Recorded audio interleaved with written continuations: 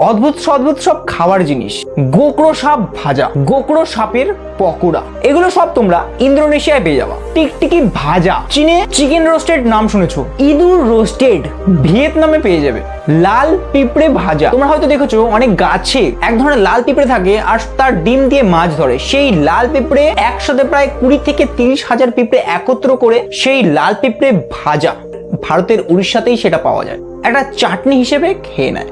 আর আমরা যেই শাক লতা পাতা অনেক কিছু সবজি খাই, আর চায়নারা কেঁচোর সবজি খায়। কেঁচো মাটি থেকে যে কেঁচো ওঠে, ওই কেঁচো দিয়ে ওরা সবজি হিসেবে একটা ডিশ তৈরি করে এবং সেটা খেয়ে নেয়।